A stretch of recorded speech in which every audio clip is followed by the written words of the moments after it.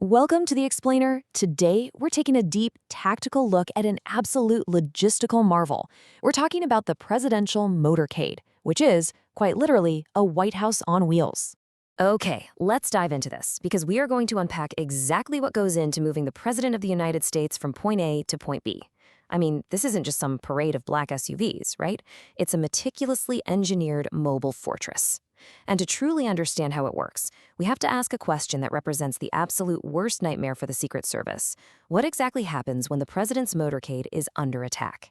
To see the unbelievable effort required to keep the president secure, we have to put their defenses to the ultimate test.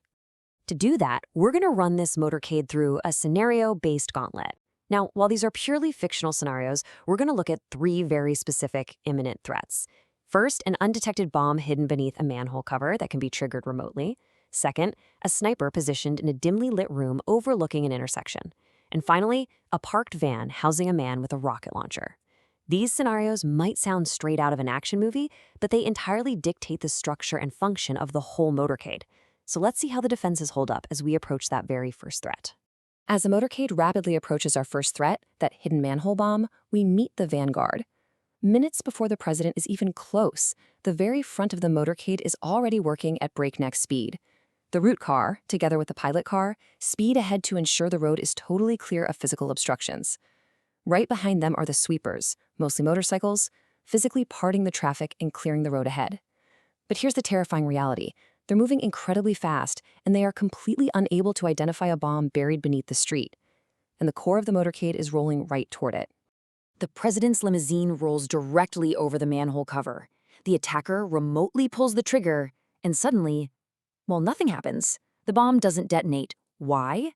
Because of an unassuming but technically staggering vehicle called the Electronic Countermeasure Suburban. The antennas on its roof are performing a technique called Barri Jamming. Basically, they emit radio frequencies so incredibly strong that they create a literal wall of electronic noise. It effectively drowns out any bomb activation signal, meaning the remote trigger signals simply cannot get through to the explosive. The bomb is neutralized invisibly, and the motorcade continues completely undisturbed toward our second threat. Now, what's really interesting about this slide is how it highlights the massive problem a sniper faces. As the motorcade approaches the intersection, the shooter looks through the glass, but there isn't just one presidential limousine down there. There are two completely identical limousines on the road. You can never be entirely sure which car the president is actually riding in. It's a highly effective decoy system that forces an attacker to guess, completely splitting their focus and drastically reducing the chances of a successful strike. Directly behind those identical limousines is the immediate, secure buffer zone. These two vehicles carry the president's absolute most important security personnel, heavily armed and ready to act in a split second. First up is the Halfback. This is a vehicle carrying the president's personal Secret Service agents, and their sole mission is to stay with the president no matter what happens. Right beside them is the Counter Assault Team, or CAT, and their mindset is what really makes them unique. If an attack breaks out, standard defensive protocol might be to take cover, right? Well, these heavily armed agents do the exact opposite. Their instinct is to run straight toward the gunfire, engaging the threat and creating a physical wall between the attackers and the fleeing president. And this brilliantly illustrates how much things have changed over the decades. As our fictional sniper attempts to take a shot, we have to look back to understand how we even got to this level of defense. We all remember the tragic 1963 assassination of John F. Kennedy. His vehicle, a 1961 Lincoln Continental, was built for an era of optimism. It had a removable roof, raised rear cushions, and extra foldaway jump seats, all designed to make the president more visible to the public. Tragically, as we know, this made him incredibly vulnerable. After that day, the light, open convertible representative of a hopeful time was entirely reimagined. Today, the president rides in the 2018 General Motors custom build known as the Beast, a vehicle designed not for visibility, but for absolute uncompromising survival. To really wrap your head around the scale of the beast, you just need to look at one number: 15,000. That is the weight, in pounds, of the modern presidential vehicle. To put that into perspective for you, that's roughly the weight of an adult African elephant, or 3 standard SUVs. It might look somewhat like a luxury sedan on the outside, but underneath the hood, it's built entirely on a heavy truck platform. That massive structural foundation was absolutely necessary to support the sheer weight of the heavy armor plating that encases the entire vehicle. And that armor is no joke. The doors of the beast are a staggering 8 inches thick. That is roughly the same thickness as the cabin door on a Boeing 757 jetliner. But wait, it gets crazier. If an attacker somehow manages to get close to the vehicle on foot, with a simple switch of a button from the inside, those exterior door handles can be electrified to completely prohibit entry.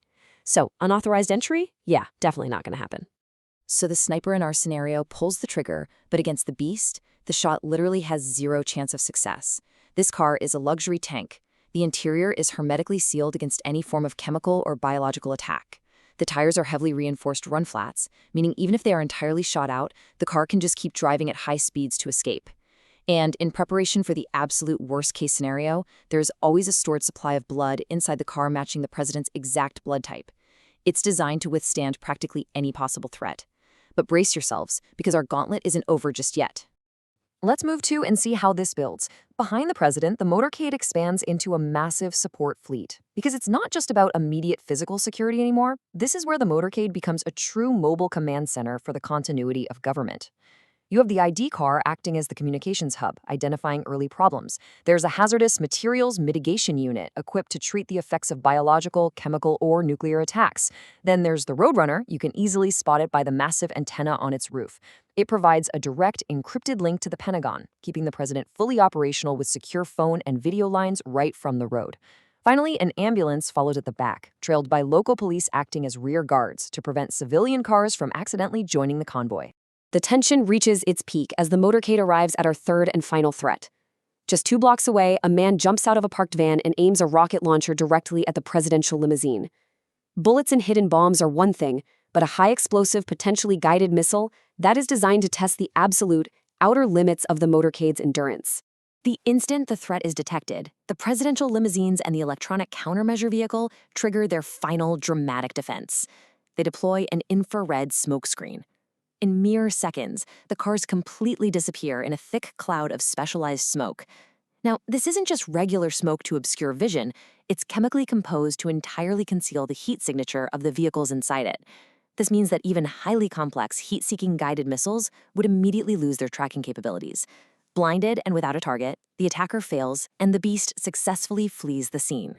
When we step back and look at this entire gauntlet, the jamming, the armor, the decoys, the heavy weapons, we see a highly fought-for, flawlessly orchestrated system. It might just look like an arbitrary line of cars moving down the street, but together, these highly specialized vehicles truly function as a White House on wheels. However, as noted in our sources, beyond the very real and justified security concerns, there is undeniably an element of projecting power at play here. When a convoy of this incredible scale rolls through a city, it sends an unmistakable message of authority and impregnability to the entire world. So the crucial point is this. We've just seen the most advanced, heavily armored, technologically superior protective bubble ever created for a single human being. But does this ultimate display of absolute security actually serve to highlight the constant, invisible presence of danger that surrounds the office? It really leaves you wondering what it must be like to travel every single day inside a system built on the assumption that an attack isn't just possible, but imminent. Thank you so much for joining me for this explainer. I hope you found the logistics as fascinating as I do. Keep asking questions and keep